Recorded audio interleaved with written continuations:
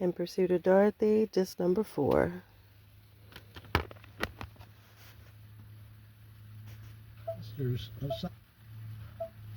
Making a decision to penetrate the Chuan River and head for the unseen trail had to be a final decision of at least one person or possibly a committee amongst the colonists, a committee of the assistants.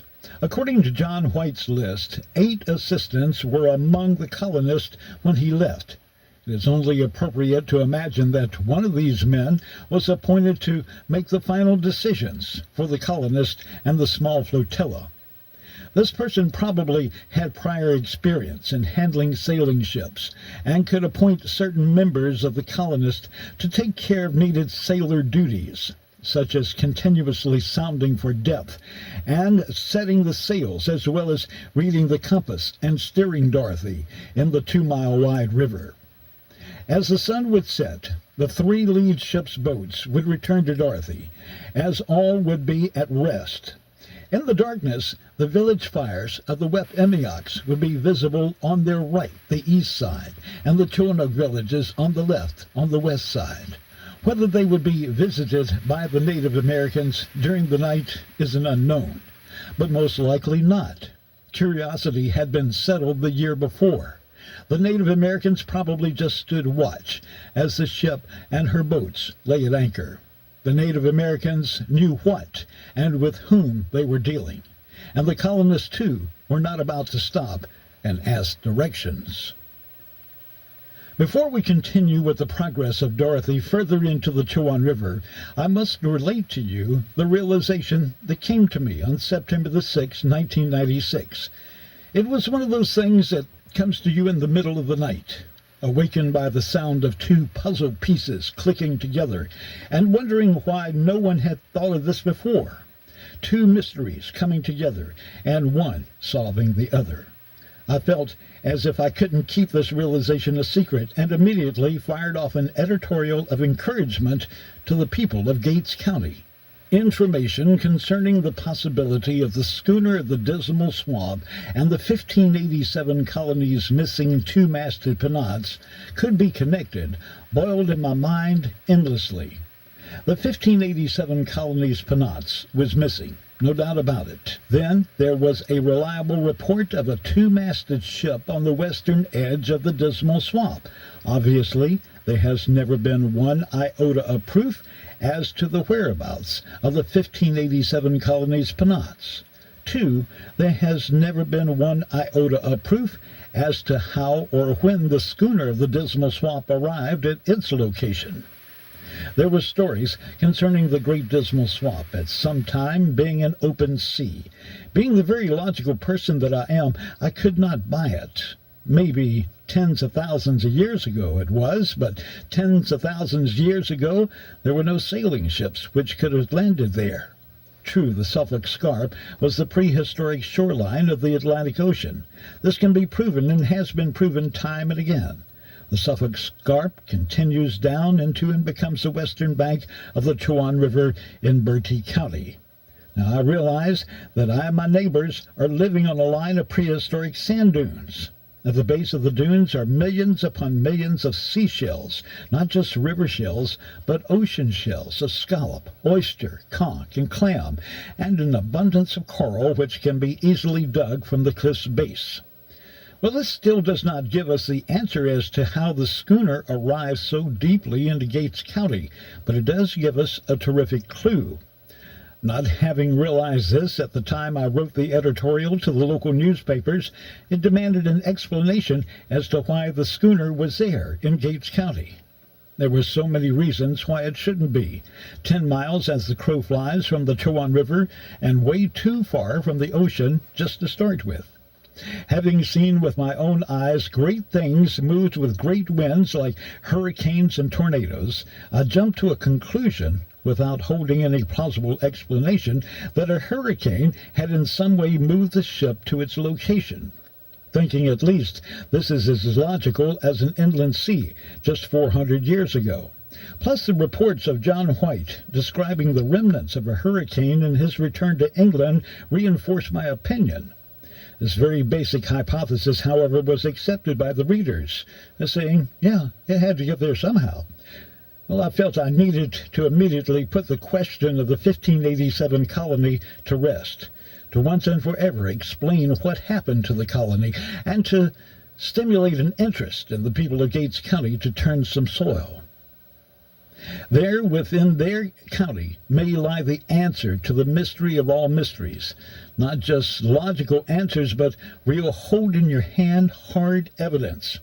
After publishing the article, I discovered TerraServer, with its wonderful selection of satellite photos. To say the least, the hurricane hypothesis had to go out the window at that point, at least from a purely wind-type situation. TerraServer was about to offer the first proof of how the ship got to where it is in modern-day history. By observing the blocks of maps, the satellite photos to be exact, you can almost see the route that the schooner took to its final resting place in Gates County. You can see from the photo images the cultivated land is just that, land that is growing something for the farmers. On the other hand, you can see wooded areas. You might say to yourself, well, that's the farmer's boundary line. Well, it might be, but in most cases, what you see is much more than just the end of his land. Say if two farmers had their lands butted up against each other, then you might expect to see a farm path right away between the two so that the farmers could get to their respective crops. You see the cultivated land run up to the wooded area and stop. Maybe you're thinking, well, that's his woods land for growing his trees, which will be harvested after a period of years. You might be right again. Many farmers let their land go to trees for a long-term investment. Secondly, most farmers I know, and I've known quite a few, have no wish to try and farm swampland. They'll just let it go to trees, and sometimes they'll cut the trees after many years of growing, and if they can find a logger willing to log that land. Otherwise, the swampland just sits there and does its job of being a well-needed point of environment, filtering runoff, habitat for animals, and nesting areas for birds and all types of wild creatures. This swampy area plays a big part in our search for the ship's route, deep into Gates County. What you can see from the satellite photos, the tree areas are the lowest parts of the land. The whole area, if it was uncultivated, most likely it was swampy. Looking at the end of the ship's trail and working backwards, when you're traveling from Sunbury to Elizabeth City on Highway 158 East, just as you begin to enter the Great Dismal Swamp area, you descend into a deep valley, then suddenly climb back up, travel just a little further, then descend again into the Great Dismal Swamp itself. That first descent, that deep valley, was once a waterway cut from thousands, maybe millions of years of erosion. First, you cross the waterway, then climb up again, and over the Suffolk Scarp, and then into the swamp. Tracing your way backwards from this point, the first dip you finally reach, after much twisting and turning of the tree lines, the first visible waters of Bennett's Creek appear. Along the way, according to old maps and history, there were several grist mills built along the creek. At Aiken Hill, there was Riddick's Mill, there in 1809, and famous Merchant's Mill Pond, also according to recorded history, built in the early 1800s. When the stream was dammed off in these areas in the early 1800s, the water was gathered to the east side of the dam, indicating the water traveled to the west, to Bennett's Creek, and finally on to the Chowan River. This can only mean that the Great Dismal Swamp had enough water to drain the long trek all the way to the Chowan. Of record, the Merchant's Mill Pond, mill house, was on the west side of the Merchant's Mill Pond, so the water had to be traveling to the west into Bennett's Creek. Now, speculating, at one time, say about 1587, this creek bed had a whole lot more water in it than it does today, or even in early 1800s. Enough water to carry Dorothie to her final resting place. The waterway was not what you see today. It would be well defined from the trees on both sides and clear from overhanging trees, perhaps like today's Wickacon Creek. In some areas, with thick aquatic grasses growing almost to the channel. It is important to keep in mind that this ship had to have overhead clearance to get to where it was. It was a two-masted ship, the operative word being mast, extending at least 30 feet high, and a cross-arm with a width of at least 20 feet or more. Of course, the cross-arms could be adjustable to almost vertical position if need be, and if the sails were folded and secured. During a hurricane, water in the Chuan River rises sometimes as much as 6 feet or more. I know from personal experience it can rise 6 feet, as I've seen piers that were underwater that used to be at least 6 feet above the mean water level. During Hurricane Floyd in 1999, much water was dropped into Hertford, Bertie, Pitt, Gates, Edgecombe, and Martin counties in North Carolina, and a lot in Southside Virginia. So much so that some buildings in Windsor and Bertie County, a SKYE River town, were nearly underwater for a period of several days, as well as in Franklin, Virginia on the Blackwater. Nearly, if not all, creeks in this area of northeastern North Carolina and Southside Virginia were well out of their banks for several days as the water made its way to the Chuan, Roanoke, Tar, and other waterways to the Albemarle Sound. The small village at Tunis in Hertford County had water up to the tops of some 4-foot foundations directly from the Chuan itself. Surely I thought that Highway 158 across the Dismal Swamp would be underwater, as it's just barely above the mean water level anyway. I made a phone call to a friend that lives near this road, and he reported no problems across the swamp. Clear all the way. Hurricane Floyd was not noted in this area for its violent winds, but for its floods, as the bulk of the storm dropped most of its rain west and north of the Chuan. Observing the topography of the area, you can see that Gates County is much closer to sea level than Hertford or Bertie counties. If enough water is dumped into the Chuan by the Wickacon, Meharon, and other streams, and even the Albemarle Sound, water has nothing to do but to back up into the creeks of Gates County and cover the swampy areas. Proof of this exists at the Highway 13 intersection with the Chuan River. The road at the Gates County end of the Thad-Year Bridge was underwater for several days. All this leads to the fact that water was pushed into, or rose, if you will, in Bennett's Creek, all the way to the Great Dismal Swamp. If the area had just experienced a hurricane, water all around Dorothie would have been abundant. If a hurricane had not disturbed the area, water levels ahead still would have been adequate. Now, the next morning, as the sun rose to the starboard side of Dorothie, the ship's boats would pull away, as Dorothie's colonists would observe the now brilliantly lit, bared cliffs topped with trees along the Bertie County side of the Chuan River. The sails would be unfurled to catch a southerly breeze, or canted to catch a northeast or northwest wind. The anchor would be raised by 6 men on her capstan. Dorothie would be underway, with the decision made to go ahead into the Chuan. The colonists would now prepare to intersect the trail and bury her dead. About this same time, late September, John White and the flyboat are well up the coast, riding the Gulf Stream back towards England and fighting a terrific storm. Of the 15 crew members, 2 die on the flyboat from sickness, and nearly a dozen have been injured due to an accident. On the flyboat, only 5 men are capable of standing to their duties, says John White. Later, John White notes that at least 5 members of the Lion's crew have perished from sickness on their vessel, and the rest are so sick that they can't raise their anchor after dropping it outside the harbor of Portsmouth, England. So we can only imagine that there is sickness and death as well on the 3 ship's boats and Dorothie. Perhaps as many as 14 would be dead, considering 7 known deaths on the combined crews of the flyboat and the Lion, which was about 50 people altogether. The dead would most likely be buried at sea, or quietly slipped overboard after a word of prayer on the Chuan River. The sickness that is taking its toll on Dorothie and the ships at sea is most likely yellow fever, now known to be spread by mosquitoes. In 1587, the mosquitoes were only considered to be a nuisance, but just one bite from the mosquito could spread the disease throughout the human population. The babies on board would not be readily affected, as they would be bundled in their clothing away from the mosquitoes' bites.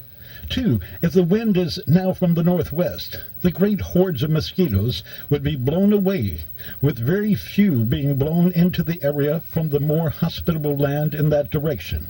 Less swamps and no salt marshes. If the wind was from the northeast, a steady flow of the insects would be driven into the area from the unknown swamp that awaited them. These mosquitoes, too, would be fewer in number due to the lateness of the season, but certainly more members of Dorothie's entourage would pass away en route. As Dorothie approaches Holiday Island in the midst of the Chuan River, the sounder would ring out that the water was becoming shallow, now at 11 feet, rather than its normal 20 feet as had been observed all along its route. The ship's boats running ahead take the sounding first and signal Dorothie to lower her sails and stop any forward progress, as she may run aground. One unfortunate situation after another begins to stack up at this point. When you make a long trip on any craft, a ship, airplane, car, or even walking, the further you go, the more you are affected by cumulative error. Lots of little mistakes that normally would not do you in by themselves begin to accumulate into something that will. Most likely, according to the manifest of colonists that were left on Roanoke Island, were now in an area that they had never seen before. Crew members were dying or dead, and with death goes the usable knowledge of how to steer the ship, how to work the winds in the tight quarters. But the most damning fact at this point is the map. 1585 Virginia Pars ends. No one on board Dorothie or the 3 ships' boats has a clue as to where to go next, except to seek the trail that will take them to Chesapeake Bay. As Dorothie remains at anchor due to the ever-shallowing water, the 3 ships' boats would begin to search for a channel around Holiday Island. To their delight, the ship's boat that explores the western side of the island finds water increasing to nearly 40 feet in depth. On the eastern and northeastern side of the island, they find only 14 feet of depth around that portion. 2 miles ahead, on the high bank in today's Hertford County, lies the largest Chuan River Native American village, Roanoke. Not only does the map run out at this point, but also the attitude of the Roanokes is unknown. So far, on the trek they have encountered not one curious Native American, but they have seen their villages along the river as they passed, and their village fires at night. And the colonists, without a doubt, know that they are watching. It is also very doubtful that Monadnock is not aware of their presence, even though they have yet to reach Roanoke. Probably runners from his villages downriver have informed Monadnock of their ships approaching. Considering Monadnock and his son were put into restraints, and his son SKYE being hauled off by the English a year before would put Monadnock on a defensive posture. After sounding the western side of the Holiday Island, the ship's boats returned to Dorothie, still holding short of that river island. It is probably a decision of the remaining living assistants that at first daylight, that 2 ships' boats will probe the way ahead and try to locate the opening to the overland trail. 2 boats are used in keeping with the English standard of not putting all your eggs in one basket. The ship's boats will operate up the river in tandem, with boat number 1 leading at least a mile, noting how the river narrows and the depth that they are encountering has returned to its average of 20 feet. The ship's boats are so spaced by prearrangement. If boat number 1 encounters serious problems, like being overrun by Native Americans, boat number 2 can best assist by being outside the fight and possibly be able to rescue their captured party or recovering their vessel. It's noted in history each time an English expedition was put under pressure, even if they were operating as one group, and especially if they were in a land excursion, they would immediately split up, one group standing to the fight and the other appearing to run off like a group of cowards.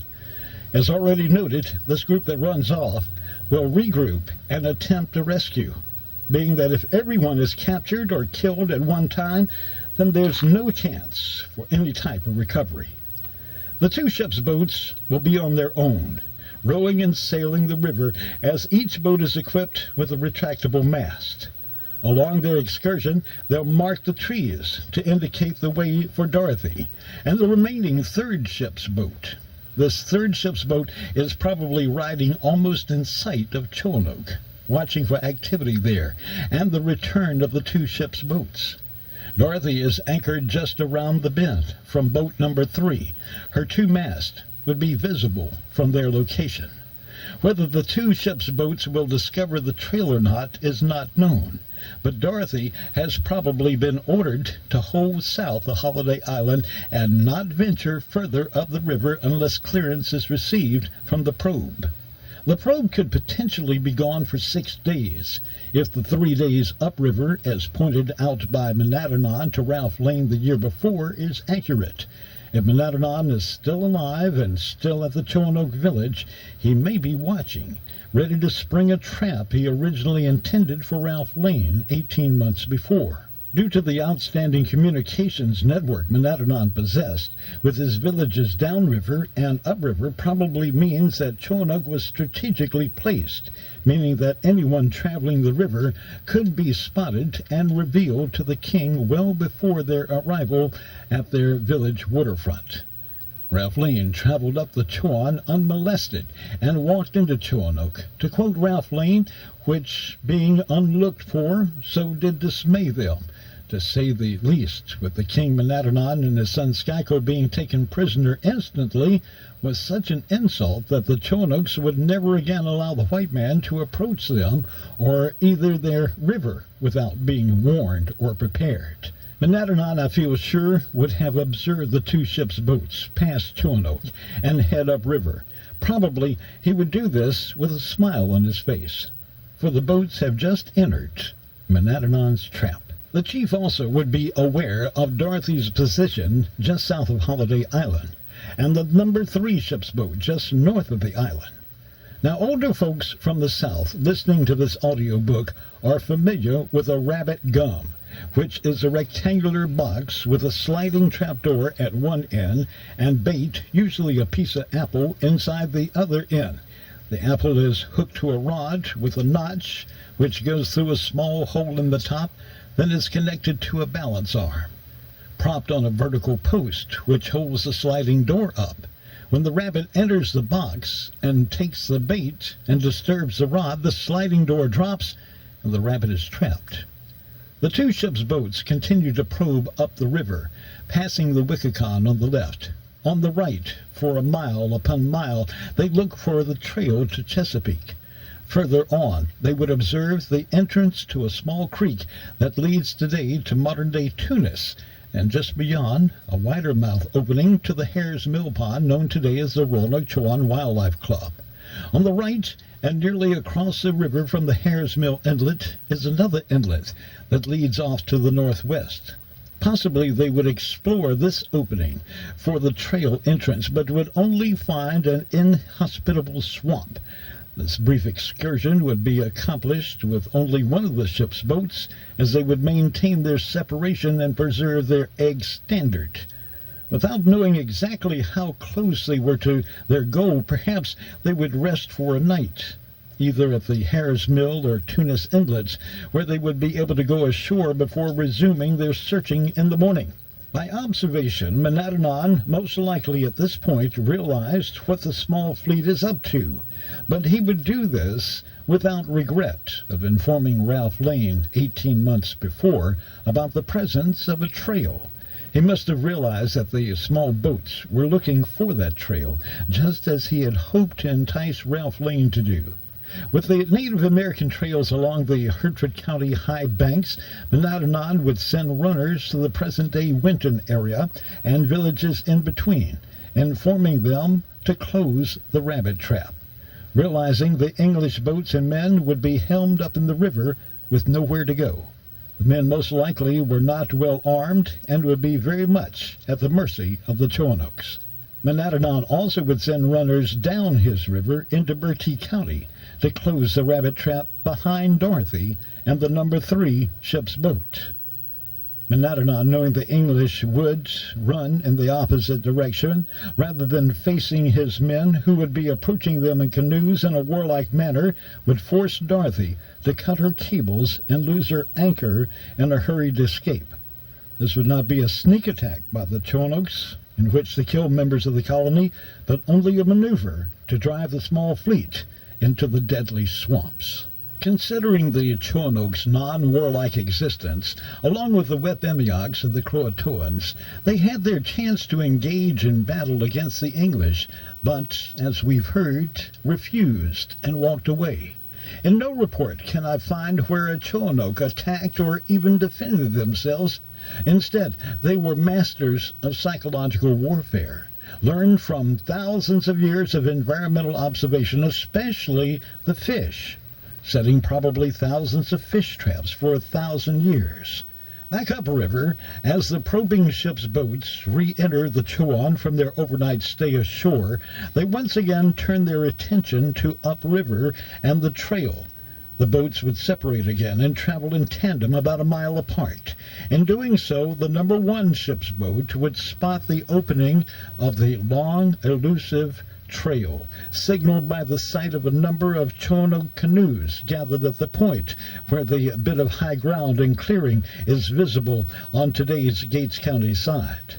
By working with the observation of the area and the qualifications for a Native American trail in this area, high and dry, and the use of old Native American trails as a basis for our modern-day road and highway networks, we discover this trail today follows the route of Highway 13 North and Highways 158, originally crossed by ferry at the early part of the 20th century, and before was called Barfields, but today is known as Winton.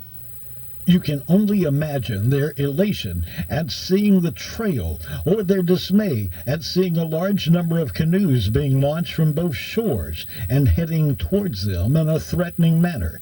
Noticing the commotion ahead, the number 2 ship's boat observes the number 1 boat turn around and flee back towards them. Doing likewise, the number 2 ship's boat turns around and rows full speed into Tunis Inlet, while the number 1 boat rows with all speed that they can muster into the Hares Mill Roanoke Wildlife Club Inlet. The ship's boats have selected to separate into individual inlets once again to preserve the egg standard.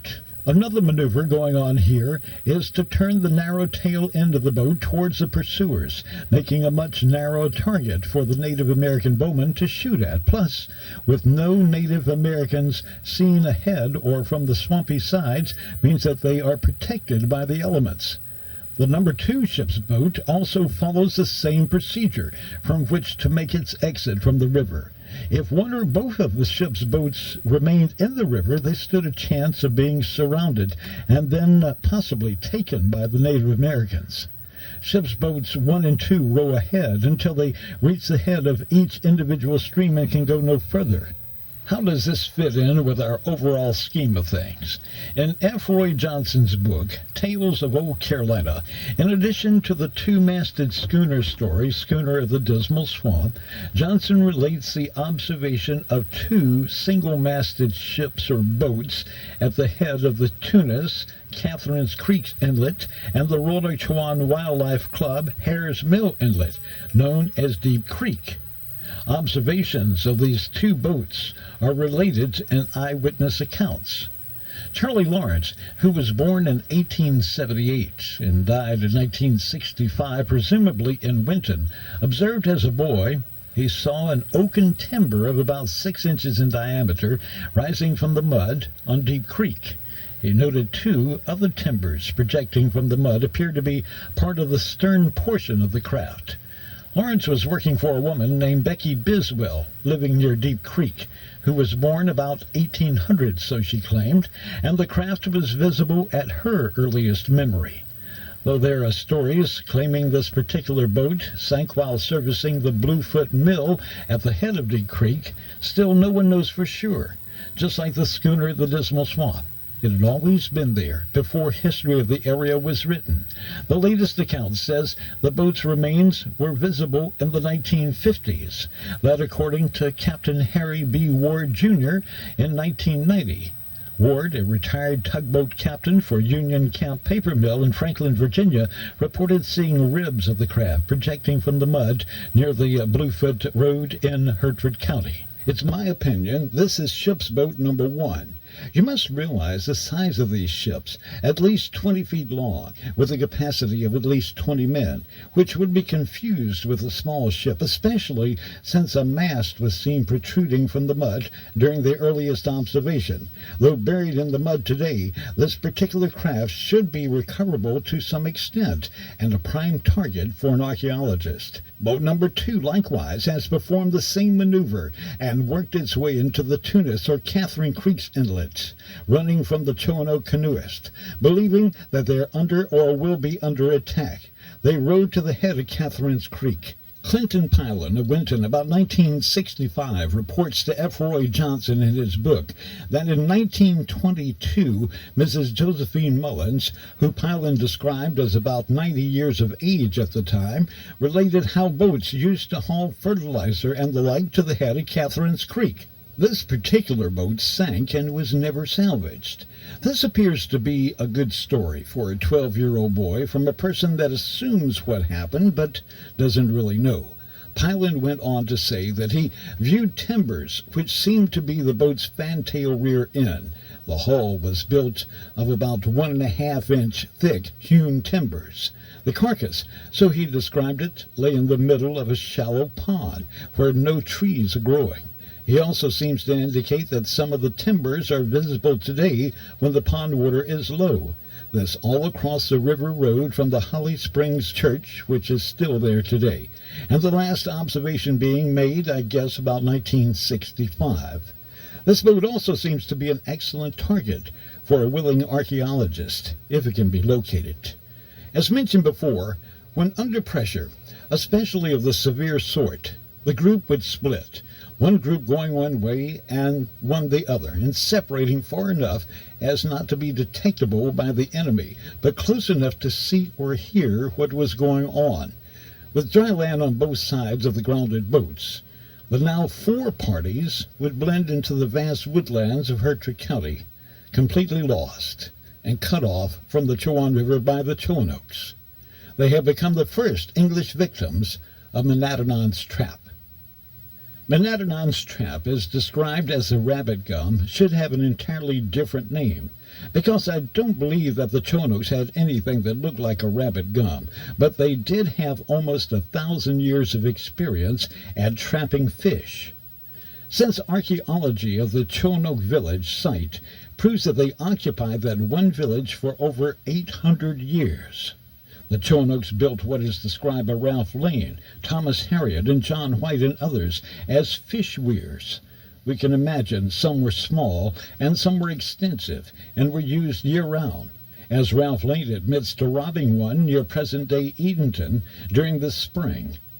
The weirs were used to catch herring. The Roanoke built freestanding traps on the river's edge to guide the herring into an invisible maze where they could be simply scooped up in baskets, consumed immediately or smoked and dried in great abundance. Even as late as the 1960s, herring were so abundant in the Chowan River they were loaded by the boatful into dump trucks and distributed as fertilizer. In modern history, the Perry Winds Fish Company, built in 1947 at Coleraine, was known as the largest herring fishery in the world. Since the 60s, the great herring runs have been on a decline, and measures are in place to increase the natural run. It's reported the great run stopped when the Bonners Bridge across Oregon Inlet was built and disturbed the spawning herring when they would swim through the inlet into the sounds and into the rivers and streams to beat out their eggs. Modern science dictates that the herring will only lay their eggs where they were spawned. Ironically, the herring come from the Atlantic Ocean, and like our colonists, penetrated the outer banks through an inlet and into the interior. You cannot help but think that the Roanokes were aware of this comparison, and in their Native American wisdom thought that they could trap or control the movements of a man as easily as they could trap a fish. After all, they had 1,000 years of experience. The Chonooks learned over a millennium how to herd the fish and build their traps, or weirs, as the English call them, to guide the fish. They built long underwater fences, as depicted by John White's artwork. They understood by observation the fish would run along the shores until finding their inlet and duck into it to lay their eggs. Then by experience the Chonooks learned to build elaborate mazes in which the fish would enter, yet could not find their way out, making it easy for the Chonooks to simply scoop them up. Downriver, Dorothie and the ship's boat number 3 are being pressured by a flotilla of Chinook canoes from the village of Chinook itself to their north, and another group of Chinooks and canoes that come from the villages in the south. Dorothie and the ship's boat number 3 have no choice but to meet the Chinooks, be surrounded, and taken, or duck into Bennett's Creek. With Dorothie trailing behind the ship's boat, Dorothie's crew and occupants began unloading the ballast rocks overboard to ease the draft of the ship and slightly increase its speed by having less hull in the water. I can imagine there would be much fear among the colonists as they tried to pull away from the canoes. Maybe the ship's boats with the male-only crew would drop back to put themselves between Dorothie and the pursuing Chinooks, ready to stand to the fight and protect the women and children on board. Perhaps the men in the ship's boat think the canoeists are holding back their speed and not seeming to catch up out of fear of the white man. They could be launching arrows toward the ship's boat number 3, but knowing that they couldn't quite hit it and really didn't want to. The colonists have no idea that soon they'll be entering Monadnon's most deadly trap of all, the Dismal Swamp, like a small herd of sheep, or you might say, a small school of fish. It's noted several times during Ralph Lane's colony especially, the Chinooks had the opportunity to physically attack the colonists, and most likely devour them completely. But too, by observing the historical accounts, you must note that at no time did the Chinooks attack any party nor take an English life, even in defense. Of course, we've made note of the attack on Ralph Lane's company up the Roanoke River by the Mangokes, and the battle with the Roanokes that took Wingina's life. Monadnon, while being interrogated by Ralph Lane, tells him the Chinooks are capable of putting 700 fighting men into battle at will. When Ralph Lane took Monadnon and his son SKYE hostage at the village of Chinook near Haresville, you would have to logically think the estimated 50 Englishmen would certainly be easy work for 700 Chinook warriors. Logically speaking, again, this seems to prove that Chinooks dislike a battle, bloodshed, and the like. Apparently Monadnon was filled with much wisdom and preferred to negotiate rather than to kill. A good example of this lies in the maneuvering of Chief Akisco of the Wepemiak tribe near Edenton. Akisco traveled to a meeting with the Roanokes and the Mangokes, where copper was offered in payment to any tribe that would ally with the Roanoke to slaughter the English. Akisco refused to participate or involve the Wepemiak tribe, as they were subject to the Chinook and Monadnon. Rather than involve his fighting men in combat on the Chuan River with Dorothie and the 1587 colonists, Monadnon would exhibit his wisdom of not killing the colonists. However, he was not above letting the colonists leave the area under threat. All Native Americans had a great reverence for nature and thousands of years of observation that was handed down through storytelling to the next generation. It would not be difficult for the Chinooks to observe the English ways and see by comparison how they responded like the fish, how they would be guided and steered in any direction the Chinooks desired. The Chinooks also knew the English could not be independent for the need of food and shelter. Monadnon had to know the English were seeking the trail that would take them to just that on Chesapeake Bay. He could also see by observation through his network of villages downriver and his steady communications by runner that Dorothie was the end of the small line. There was nothing behind Dorothie, no other ships or boats, no Englishmen on the trails. He couldn't help but know that he had the small flotilla bottled up, with nowhere to go except where he wanted them to go. Menadon probably told his men not to attack the colonists directly, but to harass them to the point where they thought that they were going to be taken by the Chonooks, thus saving bloodshed on both sides. 2. Menadon most likely was told of the English bodies already washed ashore on his river, discarded from Dorothie and the ship's boats in a reverent manner. He would know by observation the English were already dying, one at a time. He couldn't know what was killing the colonists, but he could see the bodies washed ashore and hear reports from his underlings downriver of the same. Possibly from his high perch at Chowanoke near Haresville, he could see the circling flight of the turkey buzzards, and would know a great creature was dead on the shore. At this point, we conjecture that ship's boats 1 and 2 are run aground in the Rotorchuan Wildlife Club Inlet and the Tunis Inlet. Maybe 30 men have dispersed themselves into the swamps and on the high ground, completely lost in a new world. Perhaps the Chonooks would take them in, or perhaps the Chonooks would shun them by fleeing at their sight, hiding and watching, then pressuring them again until the colonists once again were wandering aimlessly, maybe into other tribal areas where they would not be tolerated in the slightest. Meanwhile, Dorothie and ship's boat number 3 are being pressured further and further into Bennett's Creek. Ship's boat number 3 would follow behind Dorothie and put themselves between Dorothie and what they think are the pursuing canoes. However, when ship's boat number 3 stops to face the Chonooks, they stop as well. If the ship's boat should turn on them, then they too would turn, maintaining a good spacing, out of range of any guns that the colonists may possess. The colonists in ship's boat number 3 maybe would run at the Chonooks in an attacking manner, only to see the overwhelming number of canoes still within sight. It would be suicide to try to engage the Chonooks. This maybe would give the English a clue that they were being driven from the area. The Chonooks would not converse with them, and by all appearances, if they stopped or engaged in battle, they most certainly would be overrun and slaughtered. On a daily basis now, Dorothie and the ship's boat number 3 snake further up Bennett's Creek. The water would become shallower, and the creek narrow to the point that any help from sails to power the craft along becomes impossible. The sails would have to be furled and the cross arms put in a vertical position to clear the overhanging trees. Perhaps they hear the anguished screams coming from Dorothie as a great cotton-mouthed water moccasin would fall into the ship from an overhanging tree limb and slither about the ship, sending a crew member to his death with a bite from his powerful fangs and poison. Up to this point, Dorothie's crew observes a compass, as it basically indicates a northerly trek of the stream, with perhaps a ray of hope that they feel at least they're headed in the right direction to encounter Chesapeake Bay.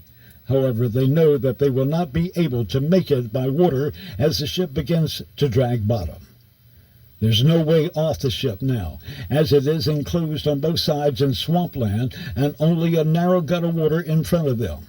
Still, on a daily basis, bodies of those that have died from sickness and snake bite, or just from lack of hope, are put overboard. Those remaining alive are tortured daily by the thousands of mosquitoes waiting in the darkness of the swamp. Ship's boat number 3 suffers from the same problem, as its crew has dwindled to only a handful. The stream is now so narrow the ship's boat cannot even pass Dorothie, which she would do to help tow. The Chonooks are now the least of concern, and probably have rowed back to Chowanoke to celebrate their victory of the great fish from the sea. Dorothie has been driven from their life into the swamp's edge, where they know the white man will most likely not survive. As the stream splits near today's Acorn Hill intersection, Dorothie turns to the right and follows the deeper water, but within a mile becomes stuck fast in the swamp's mud. Ship's boat number 3 follows the narrow stream to the left, seeking a way out of the swamp. It too bogs down in the shallow water, stuck fast by the oozing bottom mud and cypress knees. In August of 2007, a group of history buffs acquired permission from the Park Service to investigate a boat shape spotted on a satellite photo provided by Google Earth. about a mile north of the Acorn Hill intersection. Penetrating the swamp into that area, they reported finding something. But due to the lack of proper permits, they could remove nothing from the site, and the investigation stopped there. However, that particular hulk could be, according to the aforesaid conjectured scenario, be the remains of ship's boat number 3. As noted previously, the remains of Dorothie, the Penance, the schooner of the Dismal Swamp, were observed 1 mile south of Acorn Hill. Now separated by 2 miles of swampland, the two vessels were mired in with no way of getting loose to any reasonable advantage. With the loss of both vessels, there had to be great despair among the remaining colonists. There would be only one option at this point: abandon the vessels and try to get to high ground through masses of reeds, saplings, trees, and fallen trees, and waist-deep water. In studying the ways of the English, knowing they had to realize that if there was a waterway, there must be an embankment. But not knowing that they were on the very edge of one of the world's largest swamps, 13 miles to the east to dry land, they had to guess which way the embankment would lie, east or west. Go to the west a mere half-mile. If the wind on that fateful day were from the east, they were in luck. As reported by Richard Hakluyt on previous exploration reports of the English, if a wall of vegetation prevented entrance from a waterway into an interior, fire arrows and torches were shot and thrown from the vessel to fire the woods and open an entrance. If this were the case for Dorothie and ship's boat number 3, and the fire was set to the west with an easterly wind, it may have opened a way to the sand ridge of the Suffolk Scarp, thus offering the remaining colonists an opportunity to escape the bogged-down vessels and their swampy graves. If the scenario holds true, the colonists would be on relatively high ground with what they could carry on their backs, and about 3 days' hike to the southern shore of Chesapeake Bay. Ironically, according to archaeological discoveries, the Moseley map of 1733, and personal observation, a Native American trail ran north and south along the western edge of the Great Dismal Swamp, only a half-mile or so west of the observed wreck, running parallel or maybe even the basis for Folly Road. At this point, I must interject a second scenario. We'll have to back the colonist, Dorothie, and her 3 ship's boats to the point where she enters the Chowan River at Eden House. The sail scenario from Roanoke Island to the mouth of the Chowan River remains the same. However, there would be no consideration of Salmon Creek. There would be no interception by the Chinooks, only a drive for the small flotilla to seek and find the trail to Chesapeake Bay. As noted previously, the colonists would have knowledge of the 1585 Virginia Pars. If not a copy of the map, they would at least have a sketch of the waterways handed to them by John White, the governor of their colony and artist of the map. Perhaps it went something like this. Ship's boats 1 and 2 are probing far ahead of Dorothie, almost to the point of being out of sight. Ship's boat number 3 is just about 1/2 mile ahead, sounding the channel and running clearance for the largest ship. As ship's boats 1 and 2 round Holiday Island on the left side and in the main channel, they see the entrance to today's Bennett's Creek. By looking at the 1585 Virginia Pars map, you'll notice the map ends at this point. Perhaps John White has told his colonists that up the river expect a northerly turn and a point where another river intersects from the left. What John White would be speaking of would be the northerly turn the Chowan takes as it intersects the Meherrin River. But according to observation today and modern maps, if you're rounding Holiday Island, you'll notice when you pass the island, you are headed into Bennett's Creek and have turned in a northerly direction, with the Chowan actually intersecting from the left, as it would appear. It can be assumed that ship's boats 1 and 2 are marking the way by making certain signs on the trees that would be visible from the ship's boat number 3 and the crew of Dorothie. Ship's boats 1 and 2 would leave marks near the entrance of Bennett's Creek and continue deeper into the Chowan. However, ship's boats number 3 would spot these marks. instead of continuing deeper into the Chowan, would follow what appears to be the correct route and row instead into Bennett's Creek with Dorothie and trail. Unbeknownst to ship's boats 1 and 2 as they continue up the Chowan, assuming that Dorothie and ship's boat number 3 are following the marks, they continue to carve on the bordering trees. If this scenario holds true, ship's boats 1 and 2 continue to the head of the Chowan and disappear into history. Or, this scenario, considering ship's boats 1 and 2, could account for the marks observed by John Porey when he ventured into the upper Chowan country from Jamestown in 1608. Completely unaware that they had made a wrong turn due to a compass heading that would be indicating north, ship's boat number 3 and Dorothie would penetrate Bennett's Creek. By looking at Virginia Pars, we can notice that the map does not indicate Bennett's Creek as the map ends in this vicinity. But being that John White was the artist that constructed the map, maybe knew what was beyond the map, and, as mentioned previously, probably shared this information with his colonists that were to remain in the New World. His objective would be to have his colonists locate the trail and make it to the Chesapeake Bay. By Bennett's Creek not being on the Virginia Pars shows me that John White was unaware of Bennett's Creek, due to its entrance being hidden behind Holiday Island when he visited Chilanook, or he simply forgot to tell his colonists of its existence. By looking at a current map of the area, you'll see Bennett's Creek turning northward. Also, you'll see the upper Chowan turning northward. Both turns would give you the same compass heading, and both look similar from a boat. Considering the entrance of the Meherrin River peels to the left as the northern turn begins for the upper Chowan. If you pass Holiday Island and begin a turn into Bennett's Creek, the actual Chowan River appears to be another river, intersecting from the left, just like the Meherrin. With the inability to calculate longitude in 1587, there would be no way to tell the difference in the two, except for the amount of time it took to reach the intersection from a certain point downriver. John White, according to the narratives, could have only made this trip twice, first in 1585 with Thomas Harriot, and secondly in 1586 with Ralph Lane.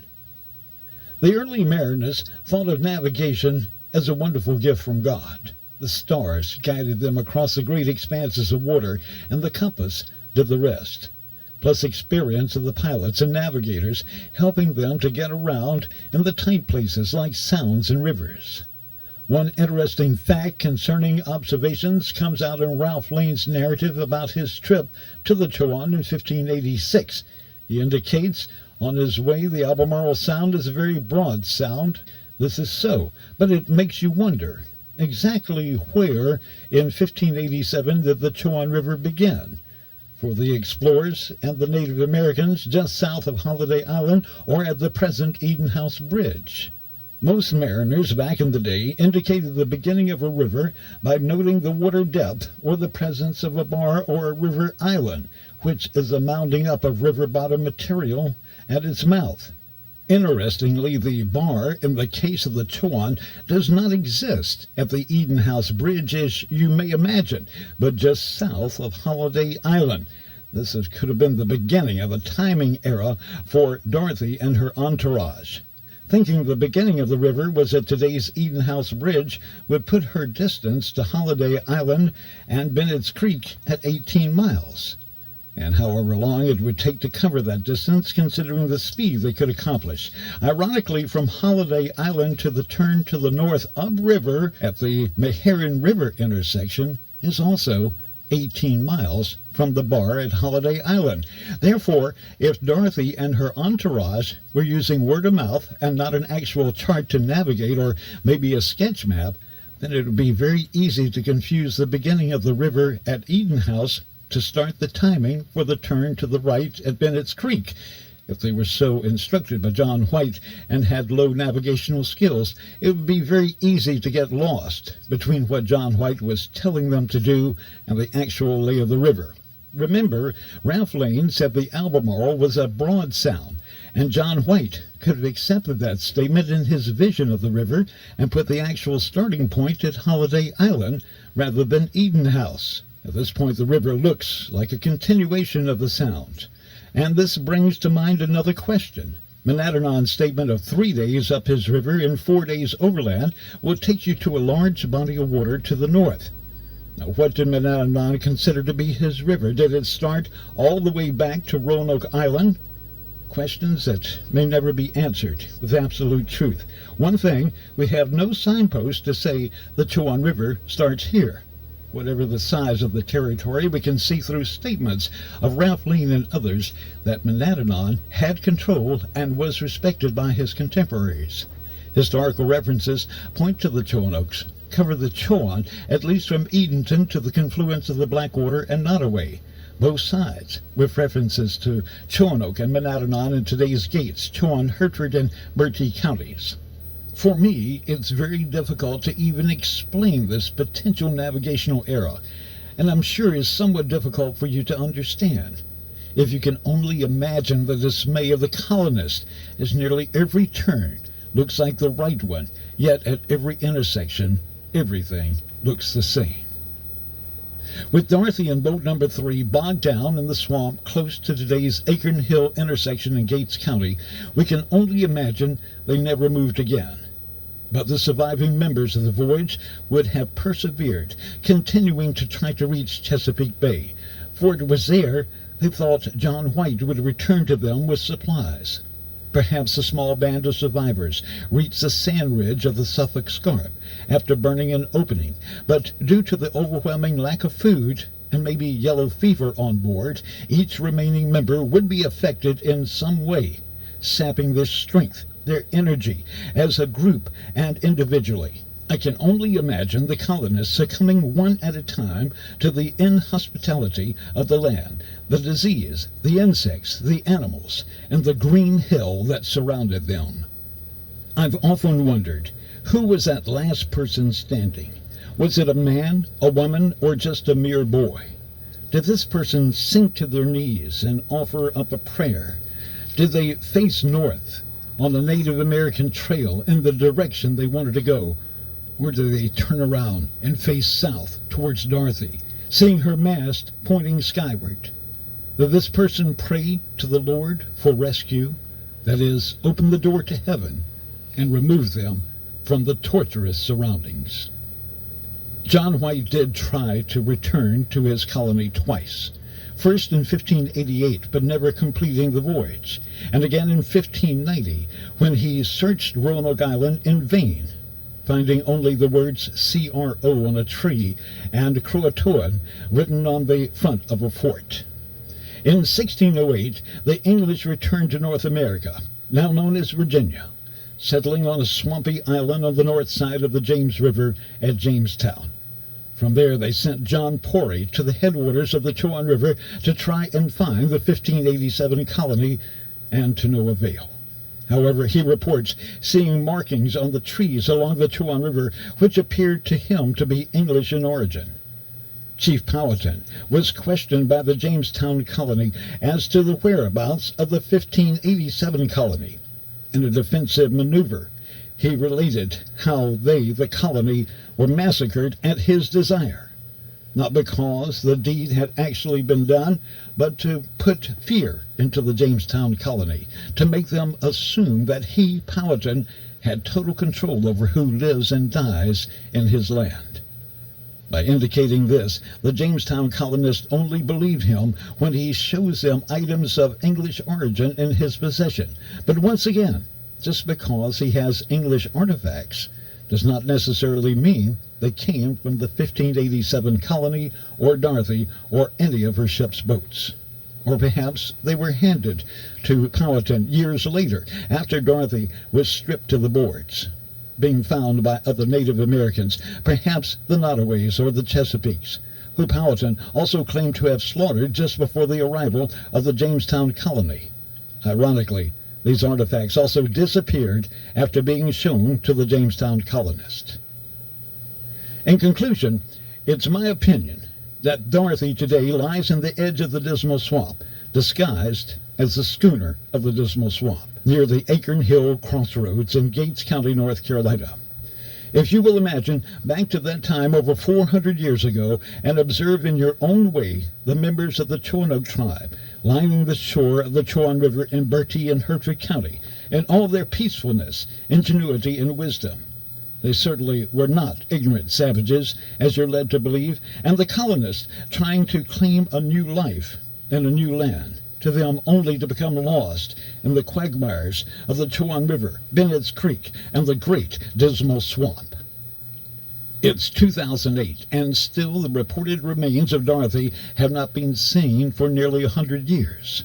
We could expect her condition to be nearly completely disintegrated by now, as far as the woodwork is concerned. The copper sheathing, Sir Walter Raleigh's invention, has all been hauled away by the shoe cobbler and others. She's probably under a foot of water or more, but all is not lost. We could expect to find the remains of great long spikes that held her together, and in the process of ship maintenance during her time period, she would be caught. Otherwise, leaks were stopped and cracks were filled with hemp rope soaked in tar. This would be our best clue that is likely to be preserved. The colonists, too, would leave their own clues along the sand ridge of the Suffolk Scarp. Possibly they were buried by some of the survivors of the wreck in the peat bogs that surrounded Dorothie and the ship's boat. The tannic acid in the peat bogs acts as a wonderful preservative to human flesh and other organic things, as proven by the bogman and other bodies reported to be preserved for over 1,000 years. Considering as many as 60 people could have been involved with Dorothie and the ship's boat when they ran aground, we can assume the presence of 120 shoes, all handmade in England of leather, also impervious to the swamp water. Now don't go looking for yourself. The area is under the protection of the National Park Service and private landowners. Contact the National Park Service for the proper permits. Contact your local representatives and congressmen, archaeologists, historians, and the Gates County Historical Society. And thank you for listening.